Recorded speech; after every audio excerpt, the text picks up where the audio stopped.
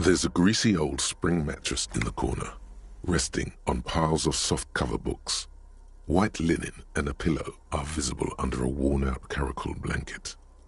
Someone has been squatting here. The linen is fresh, recently washed.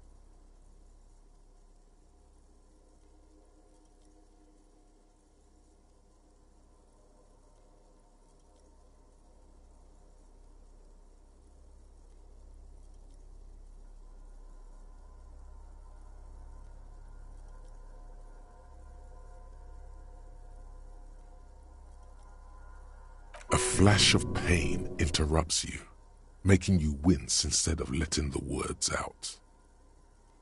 You know, officer, you can rest here if you are feeling tired. I will keep watch. You could use some rest for what's ahead. You face the concrete wall. There's less light there, in the dark corner. Like a dog, you lie there. The blanket feels cold. The entire room does. Concrete and cold. Minutes pass. Half an hour maybe. The sounds of the sea beyond grow distant.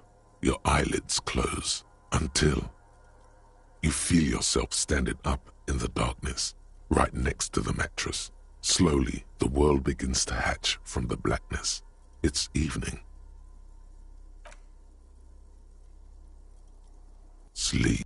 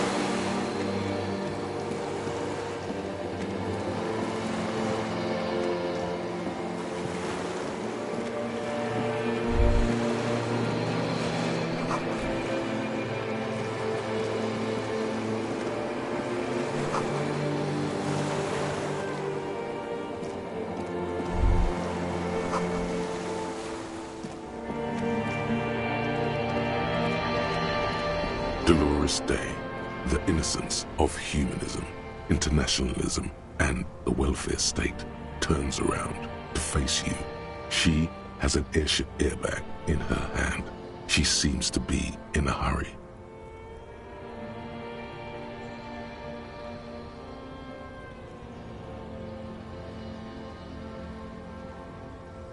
Okay, don't say you need to talk right away. Melt the ice first. This way you're already talking. But you don't even want to talk to her. She would only be cold with me. Let her go. Let her go? This is the holy queen of the territories of Muindi and Insulinda.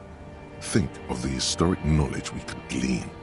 This is a once-in-a-lifetime opportunity to win her back.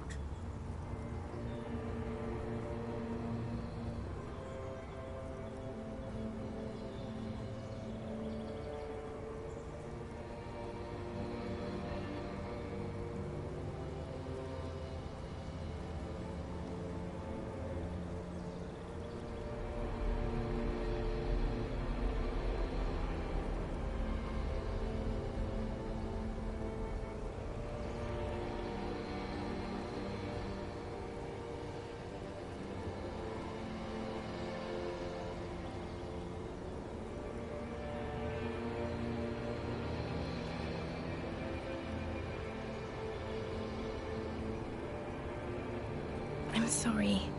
I was heading to the aerodrome. I just don't have time to... She means she doesn't have time to tend to your emotions.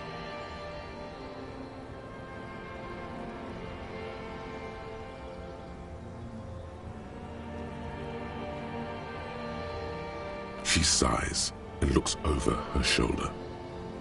What are you doing? Stop saying things like that.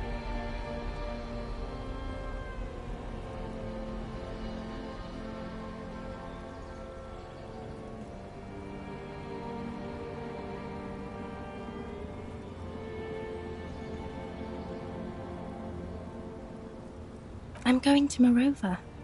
To live there, in Grad. It's 1 million kilometers away, Harry. Might as well be another lifetime. Just my scepter, my globe cruciger, a spare silk gown, a toothbrush, travel documents, the crown of immortality.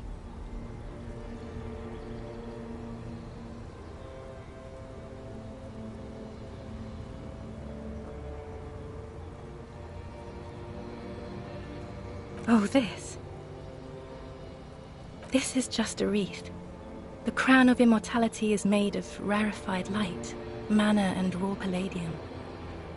It was passed on to me by the rulers of late antiquity.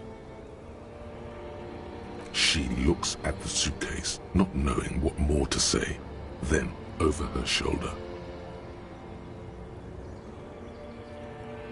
Anyway.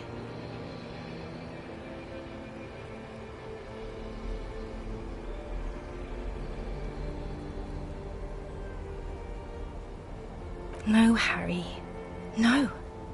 I don't want a massive, epic showdown. I want to go to the aerodrome. I have tickets for the 10:20 flight to Morova. Really. We don't have anything to talk about anymore. Every combination of words has been played out. The atoms don't form us anymore. Us. Our love. Our unborn daughters. It's all gone. I have to go to the aerodrome. I have to leave Revachol and you. And you have to be alone. In hell. Forever. That's just the way it is.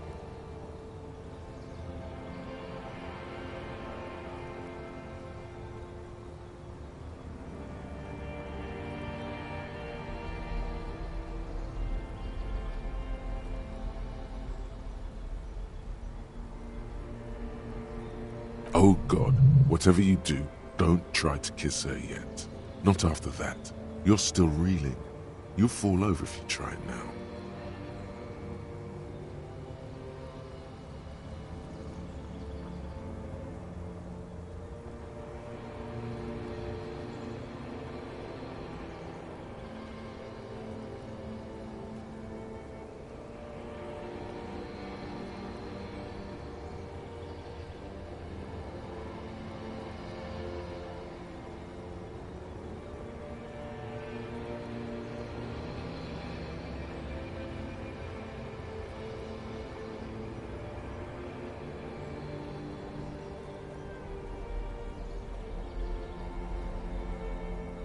I don't want it.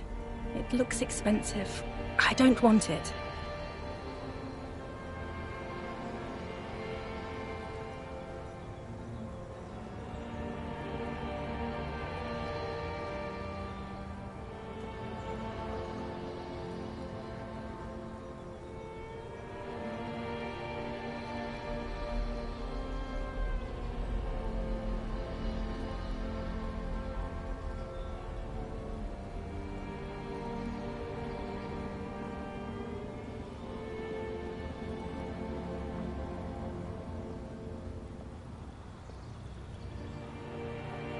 Please don't give me any gifts.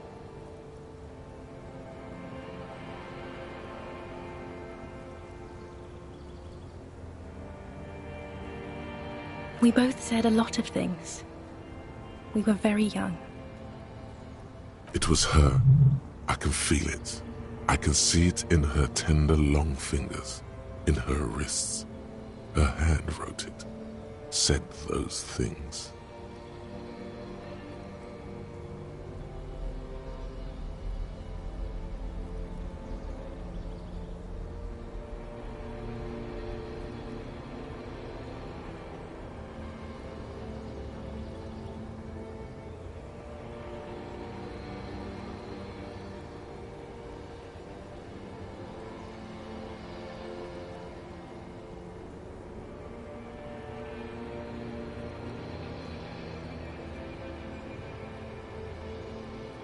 As Queen Regnant, I write a lot of letters. You need to recite it to her, for effect. All of it. No summaries.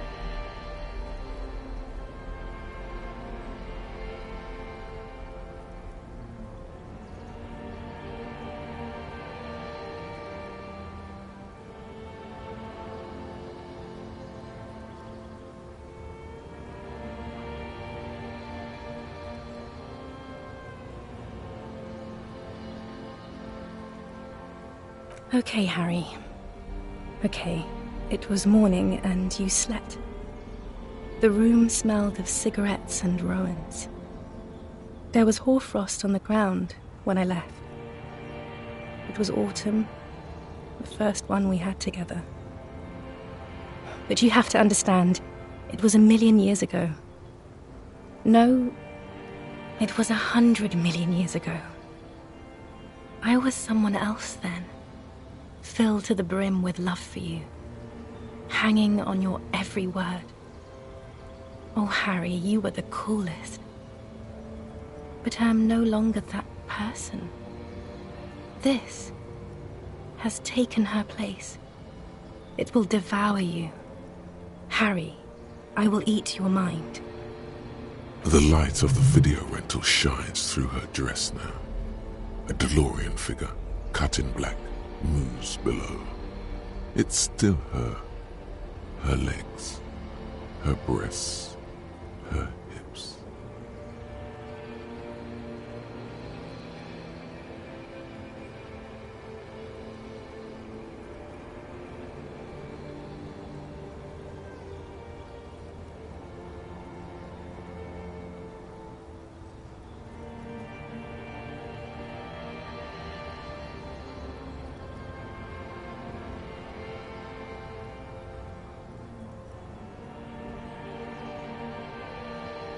It's here, Harry. We are on Voyager Road. At the end of it, 300 meters from the stop. We used to come here to rent videos. There, you could not pay the electrical bill. It became a lightless tomb. The years you spent training for the militia, my parents' money, it was not good. Surely the alcohol didn't help either.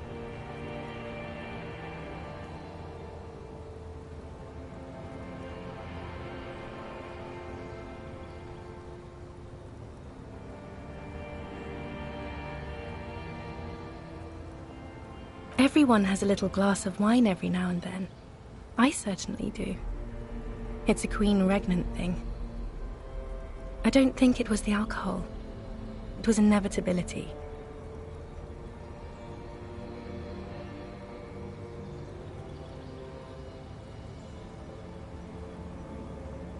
Is there really anything left? If not, we can always repeat one of the things we have already talked about. Talk about it again. If you do not feel like doing that, then you should let me go to the aerodrome.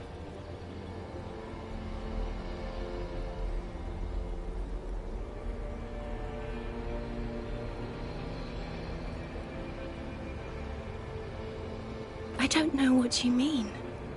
Dolores Day.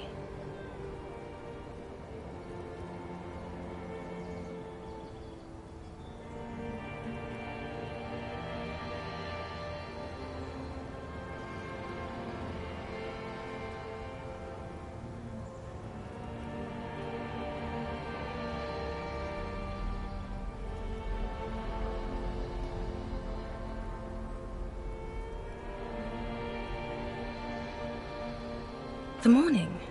I don't understand.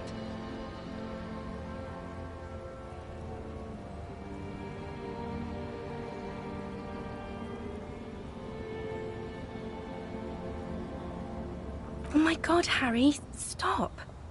I don't want to hear anything about the mourning. Mourning someone who's still alive. Any of that. I can't do that anymore. I'm not 80 years old, I'm 32. People my age are not supposed to mourn.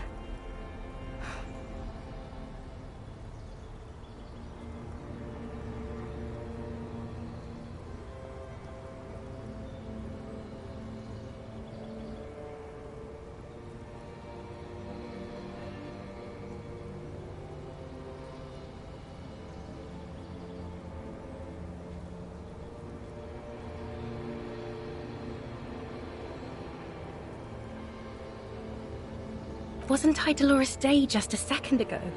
Now I'm the X thing? You're confusing me. Look, I have to be at the Lausanne Aerodrome at 10:20 p.m. I still have a light rail to catch. I haven't even bought the tickets yet. We all told you.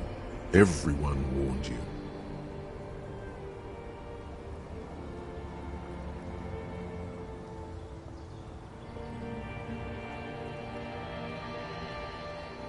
Everyone. Literally all of you.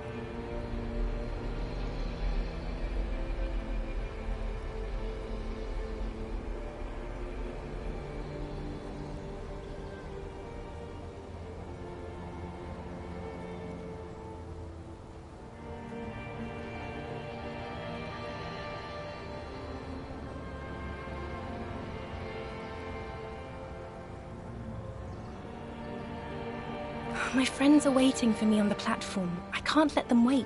It's impolite. What?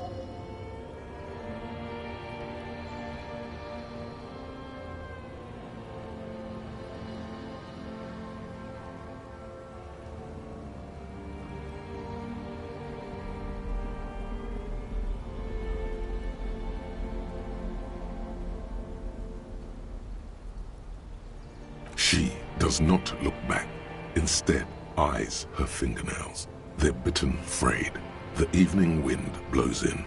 The gown wraps around her like a white flag.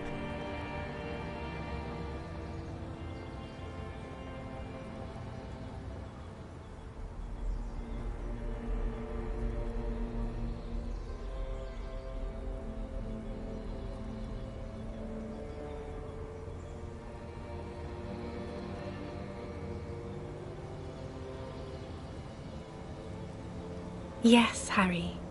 I am. Things have gotten much better for me, now that I am the ruler of the known world. Oh God, it's already so late. I have to go, Harry. A tiny golden watch with red straps around her bony little wrists.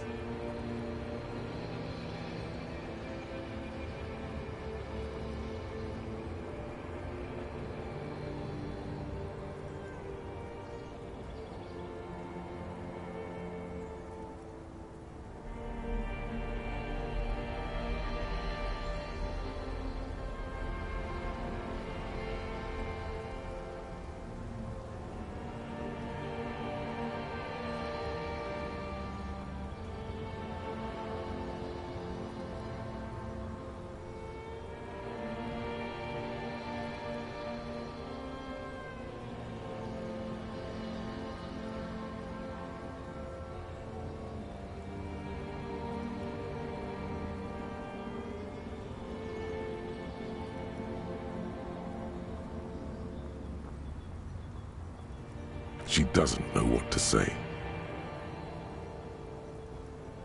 Yes, okay. I'm glad.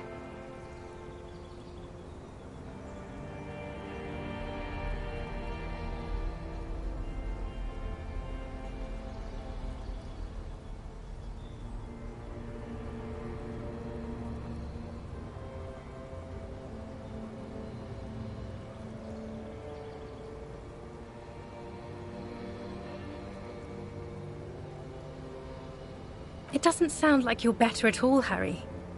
It doesn't even sound like you're a moralist. It just sounds like you want to win me back or something. I don't want you to try that anymore, okay? It's too sad. I need to go. Total annihilation. We got annihilated, Harry. It wasn't about responsibility at all. It was always only about you having no power at all. Over her, yourself, anything. That's why they didn't take you on that airship. You're insane without her. It's not, but...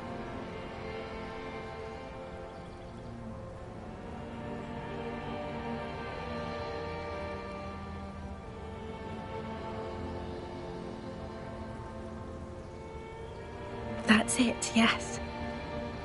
We've talked about it a million times. You will get over it, just like I did. People do. Things will get good for you again. Where in hell? Stop. You're only making it worse for him. You never help with anything.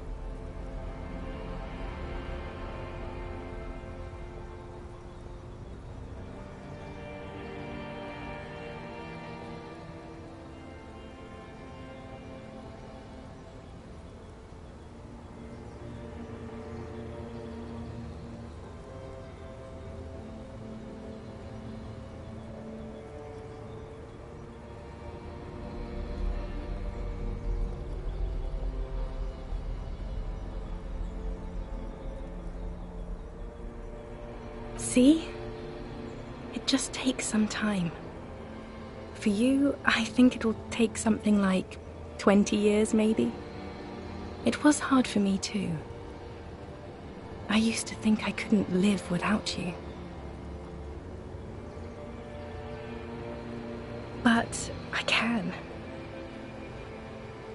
She keeps her shoulders squared and her back straight, but it's clear you're still making her sad.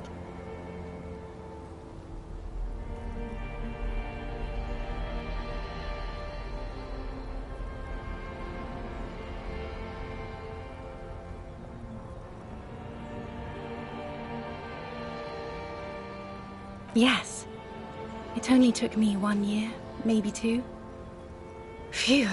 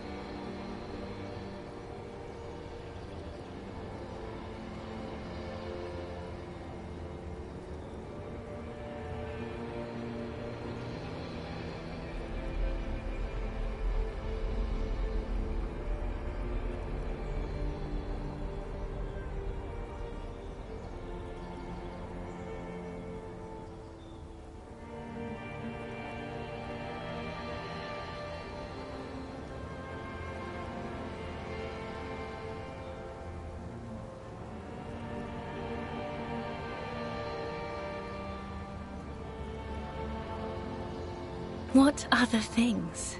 We've been through all the things, Harry.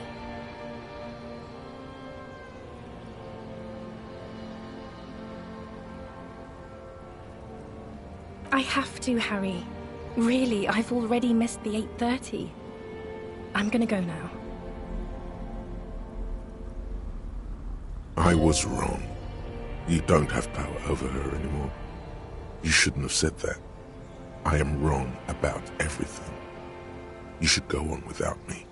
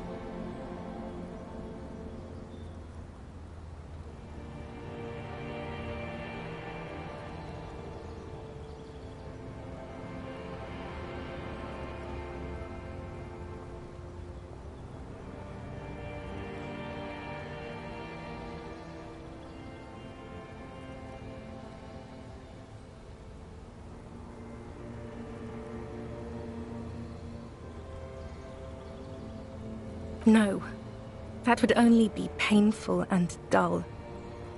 At the aerodrome, life, love, and laughter are waiting for me. At the cafeteria, dust, hell, and tragic comedy.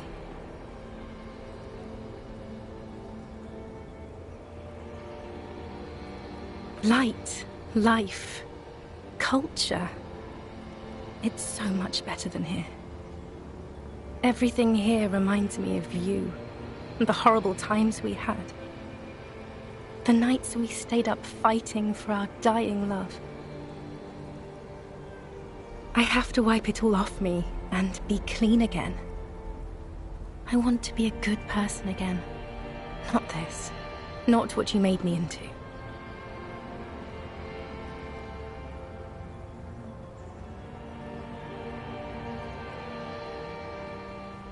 No, you don't. You're just being a martyr. And I'm really going now. The time is up. I must be on the 10:20 flight.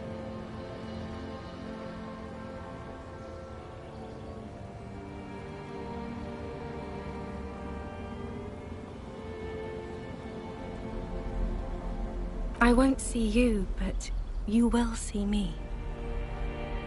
Oh, Harry. This is a dream. Can't you see? I'm already in Morova by now. Who knows how long ago this happened? A year? 2? 5 years ago? Right here, tomorrow night. Once this dream starts happening, it keeps happening. 3 times a week, at least. And Harry, it really, really looks like it started happening again. There's the video rental. I'm suffocatingly beautiful and young, and I smell of tutti frutti chewing gum, like I did that time when I asked you for forgiveness. After leaving you the first time, So long ago.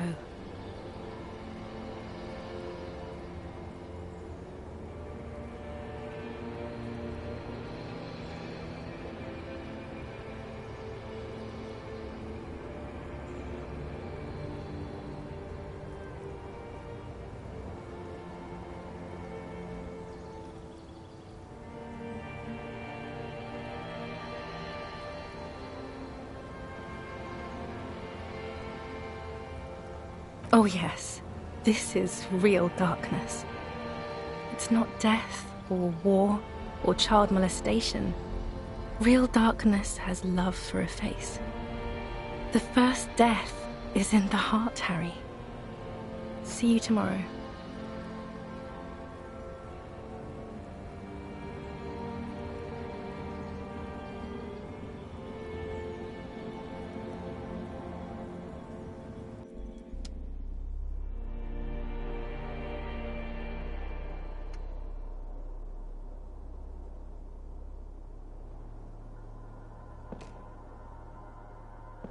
You're up quick. How was your sleep?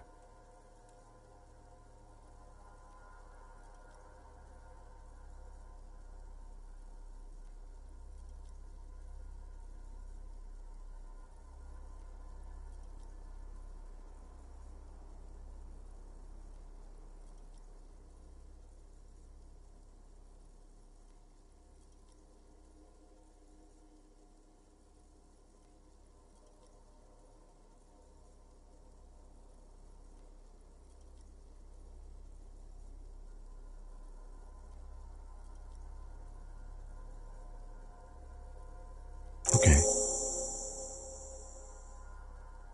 He's still worried.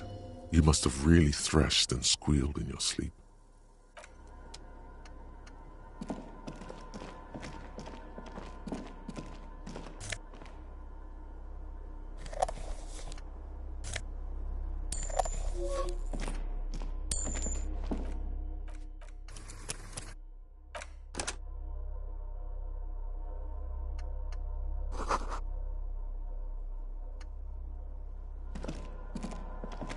You see a small metal door nested inside a larger one, a heavy steel blast door.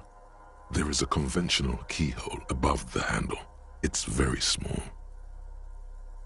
Another part of the island, probably.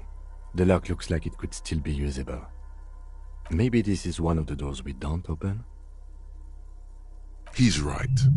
It would be better to open its big brother. A powerful engine hangs under the ceiling. It must control the blast door.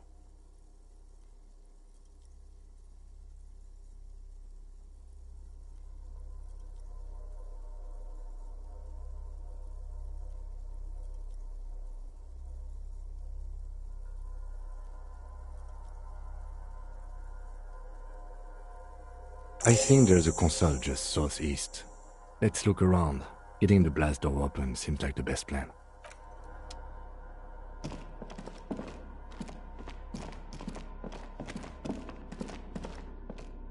Green paint flecks off the monoblock aluminium cabinet. There are rows of switches on the front panel, a frequency band, and even a keyboard. The keys rattle like teeth. This keyboard hasn't been functional in decades. The console of an antique computation device. The generator upstairs, with wires coming out, they terminate here. Possibly. Urgence, ouvert, allumé, radiodiffusé. It sounds like this device was used to control the electronics here. Maybe it still does. This device was used to control the electronics in the room. It could open doors, control lights, function as a radio computer. We need to restore power before using this, officer. The generator, it didn't look like there was fuel in it. We should look around outside. There are barrels all over. Maybe one of them still has something in it. The boat engine.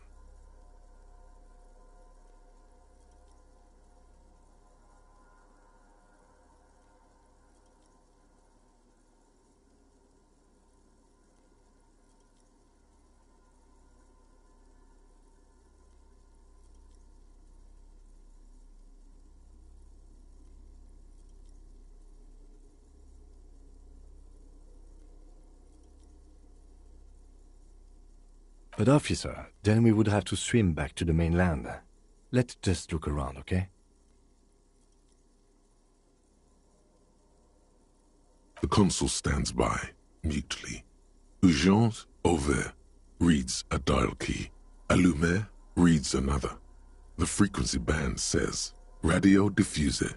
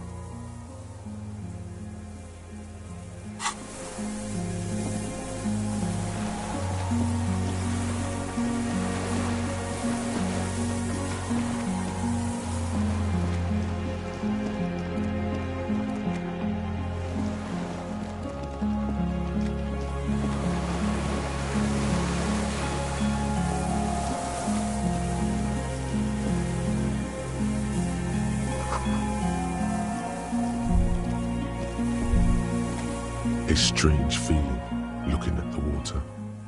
Maybe you should just wander off into the sea, leave it all, and walk in.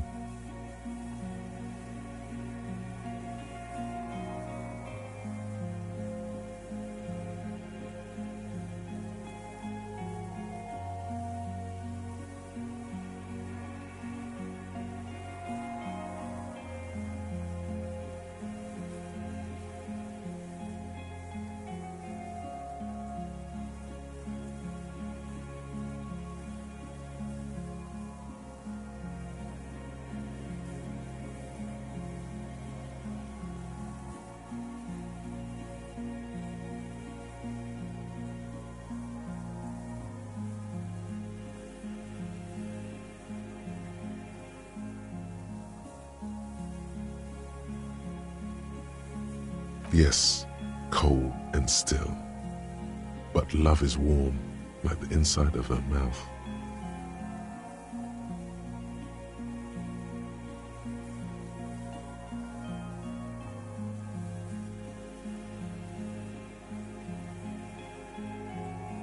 Yes, yes, yes, yes.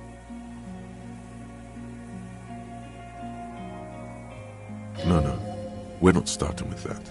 Not now. Not this time. This thought is over.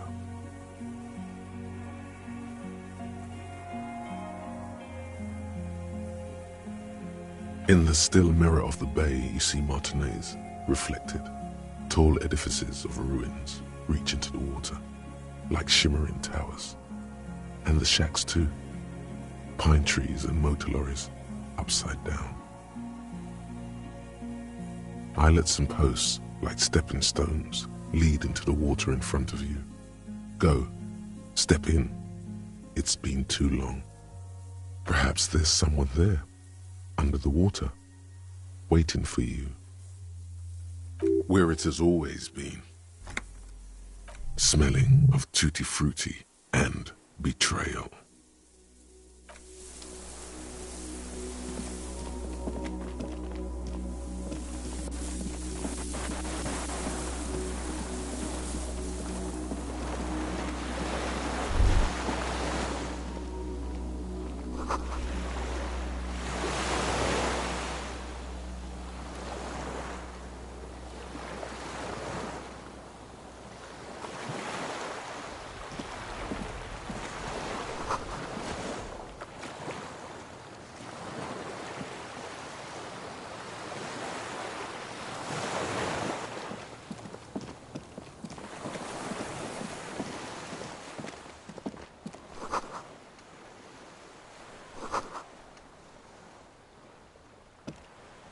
There's a rain-soaked mattress on a concrete slab, only half covered by the crumbling roof.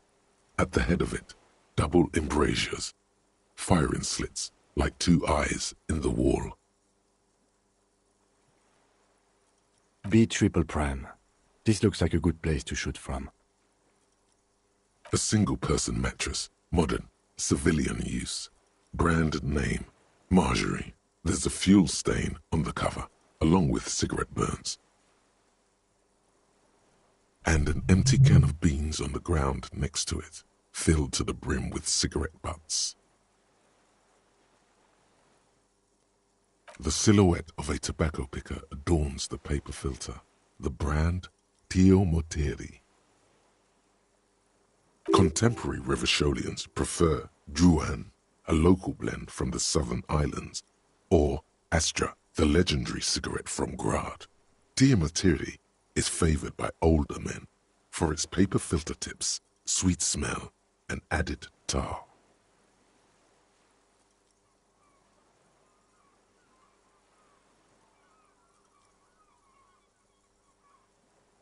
I may have been wrong when I said it wasn't important. This means the same person could have visited both locations. I didn't see any signs of smoking inside, though. If people live there, they keep it tidy. This here may also be a smoking spot. There's a firing slit in the wall in front of you, like a little window. Quite old and grimy from years without cleaning by anything other than the rain. The springs screech as you lean on the mattress and crane your neck to look out. Trepidation, a tingling feeling in your stomach. A small piece of Martinez coastline opens up in the square in front of you, like a tiny landscape painting. 1 kilometer across the water, the ruins look familiar. A towering skyscraper, its top floors shaved off by artillery fire.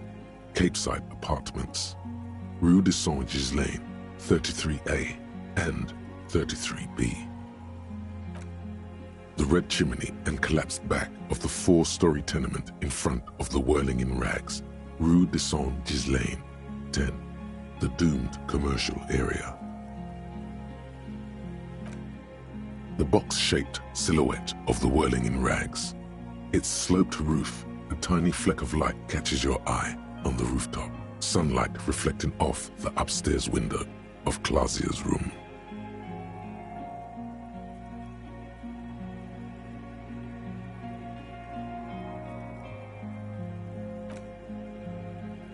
What?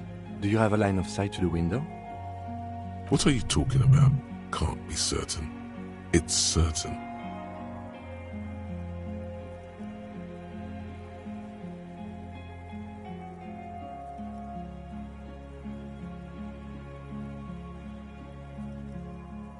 A pair of binoculars? Or a scope of a rifle? You'd be prone, lying on a mattress, barrel resting on the embrasure.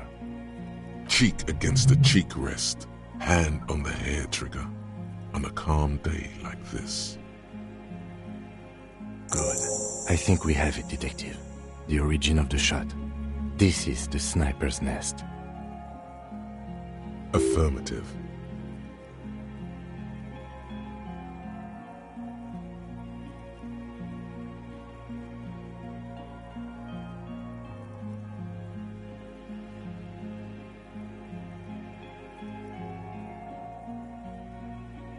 It's only moderately effective cop work until we have the weapon. It will not be, how do you say it, booyah, until we have that. Where?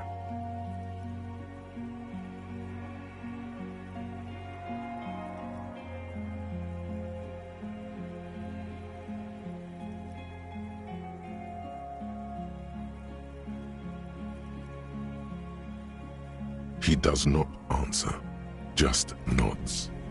With his back hunched, he looks around once more and says, he feels uncomfortable suddenly. We should move now.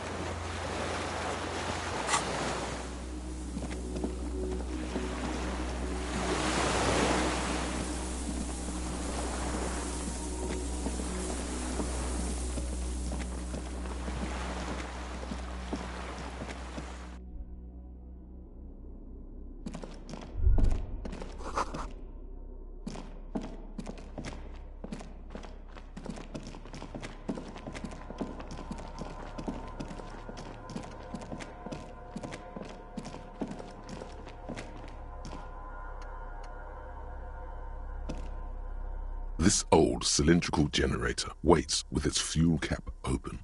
Makeshift electrical wiring runs out of its side and across the floor. The lieutenant assists you, holding the canister up to the fuel tank as you tilt. Dark brown, viscous fluid pours out, and the room fills with a chemical smell. There's a red starter switch on the side of the cylinder and a start rope on the other side. The lieutenant flicks the switch. The recoil start wakes the old generator up. The machine sputters like an old warhorse before settling down to a rattle. That should do it.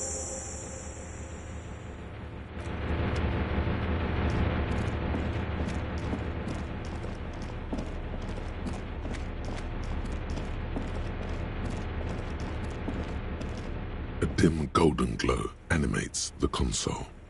Faint, like a ghost light. Urgence ouvert reads one dial key. Allumer reads another. It's on. Turn emergency open. Automatic boot.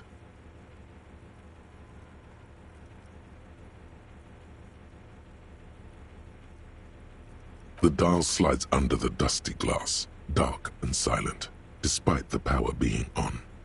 You make out defunct stations on the UKV frequency. The words, "Failed Insular," are written on the band. Insular. This is an off-air radio computer, I believe, used for military communications. The blast door opens with a series of clicks.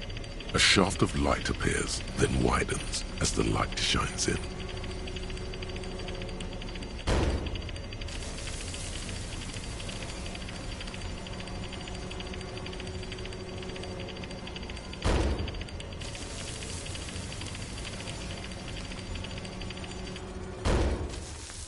A sudden wave of anxiety makes your skin crawl. After you.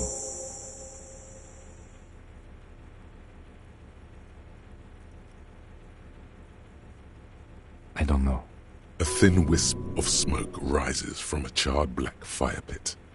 The wind picks up, then dies down again. Don't be. I have a gun. I know. It was not easy to acquire.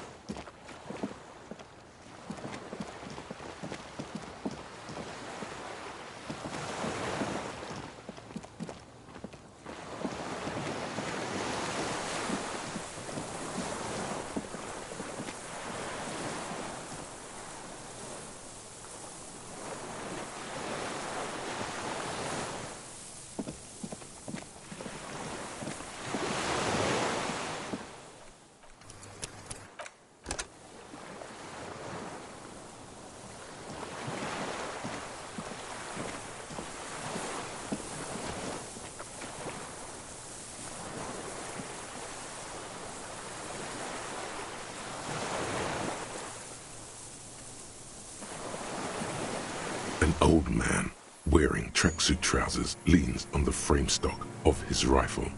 He gathers a big ball of spit in his mouth, then spits it out into the extinguished fire before him. He raises his black eyes, hooded by creased eyelids, to meet yours, unclouded by cataracts. His eyesight is sharp. He's practically tearing up from spite. Hatred got the best of him a long time ago. This man hates everything. The what now? I can't hear you. I may have. All sorts of little rats have come sniffing around, trying to give up the position. Fire guy. Regressive bourgeoisie henchman. Can't even talk like a grown-up.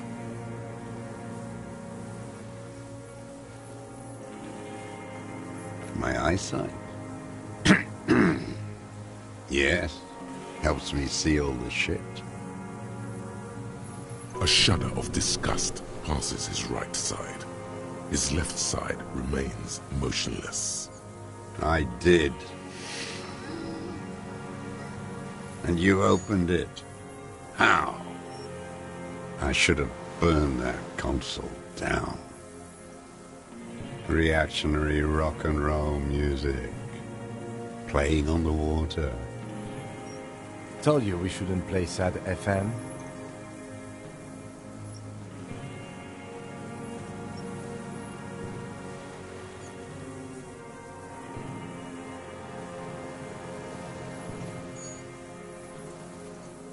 Sad FM, huh? I always hated that station. Phlegmatic, counter-revolutionary dirges. Sadness is a mental illness. A weapon of the bourgeoisie. The fascists were right about rock and roll. It is degenerate. Hip gyrating, mental illness music. It's not nice. It's a piece of shit. But it gets the job done.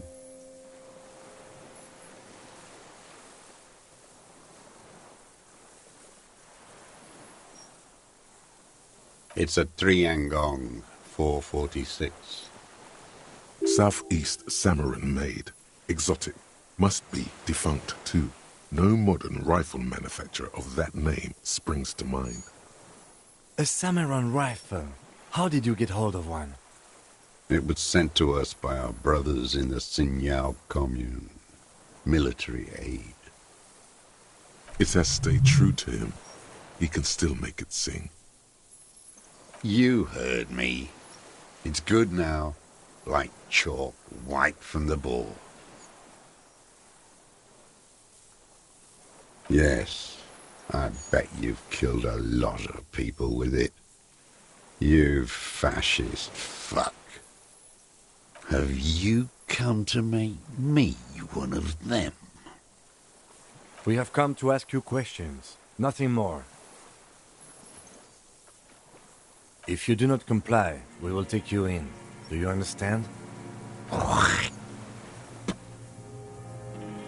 The danger levels here are hard to read. One moment he's a fire, the next, a fire gone out.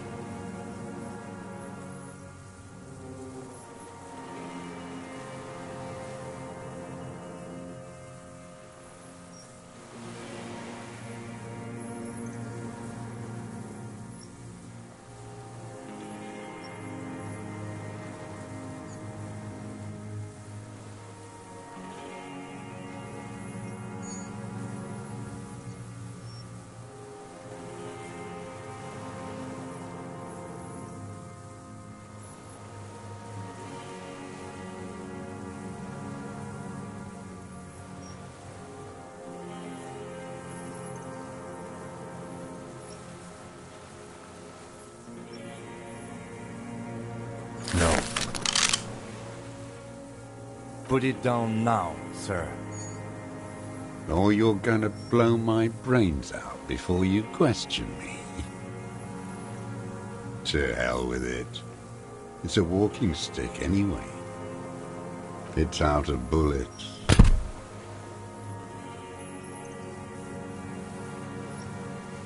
His gaze follows your motions. The rifle feels surprisingly light in your hand. Frame stocked and patched in places with tape and wire. Still warm from his parched hands. Not the metal, The metal is ice cold. This weapon has been modified several times.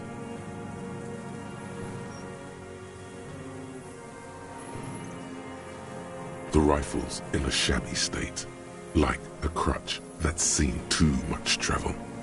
Hieroglyphs are embossed into the forearm, made of walnut. On the butt, you see Vespertine writing, burnt into the wood. Triangon, 4.46 millimeter, made in Sinyao.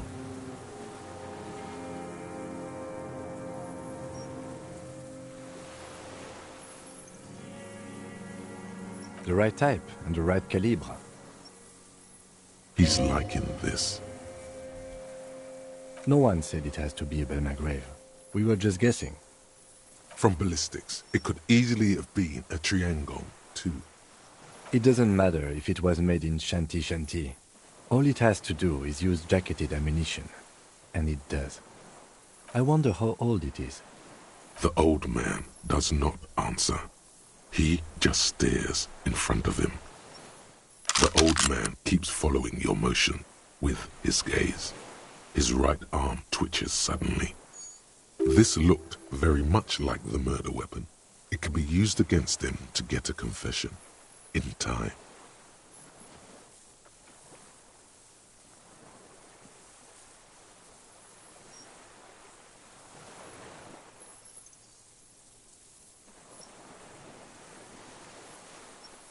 My name is Josef Lilianovich Dross, Political Commissar of the 114th Anti-Aircraft Division of the 4th Army of the Commune of Revachol. I am a deserter, a partisan, and a prisoner of war. This is my termless surrender. The Commune of Revachol? Do you mean the ICM? You're a holdover from the... From the Insular Indian Citizens Militia, the Army of the Revolution. I was recruited in Jamrock in '07, trained in the École de Contrôle Orient, and consigned to emergency defense duties in '08. I left my unit on the eve of the landing. When I returned here on May 14th, the Commune had fallen. Still armed and ideologically trained, I wrote a criticism of myself and resumed partisan duties. 43 years. No, I've been on other islands too. I was an Resurrection until they turned it into a spa in 18. Then I was an E-48, a nameless sound, until the sea washed over it. Then I came back here. That was 22 years ago.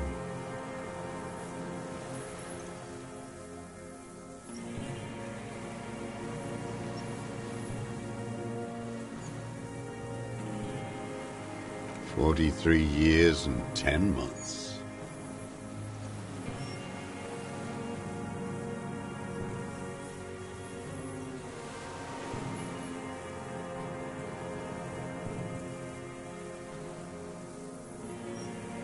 It's inhuman. It's sick. It's not how a human being should live, but I had to. I couldn't just forget. I couldn't just forget what I saw. What have you been doing during all this time? Hiding, fishing, waiting. Where the afternoon grows late, on Rue de Saint-Ghislain, people walk home. Street lights will soon be lit. Further inland, the streets are alive with workers, men, women, children, street hawks and migrant laborers. The temperature is steady. Alto cumulus clouds form above Precinct 41. 2 police officers step out of the Whirling in Rags cafeteria. Satellite officer Jean-Vic Mayer inspects a series of burnt black letters splashed across the plaza mosaic. Patrol officer Judith Minot points west. The fishing village. She glances at her watch. We meet in 15 minutes. It's a 10-minute walk. The officers go, leaving behind the writing, still smoldering. One day, it says, I will return to your side. Always waiting.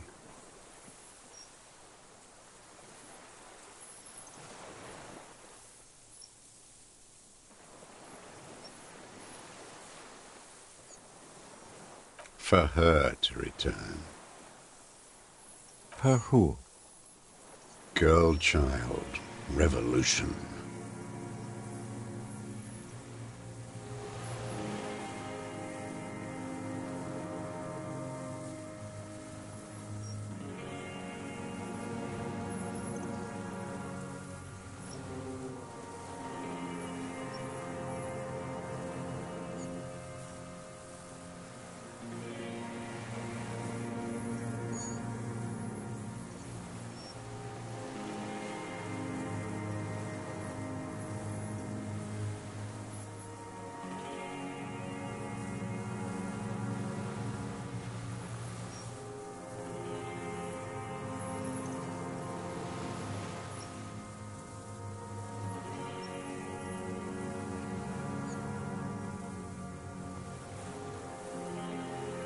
They have you. The material base for an uprising has eroded.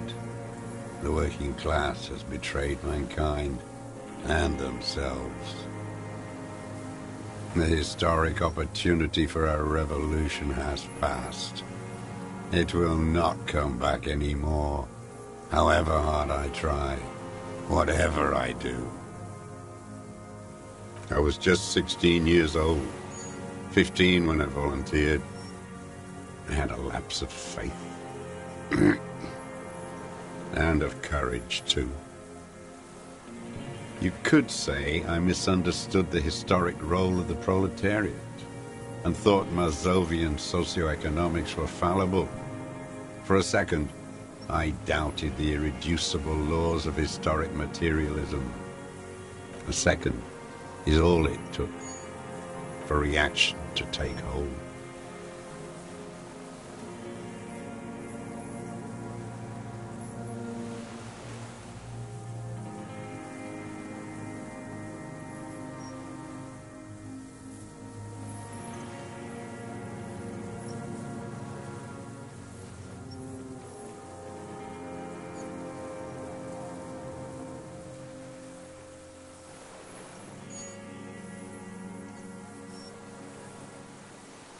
It's the same thing.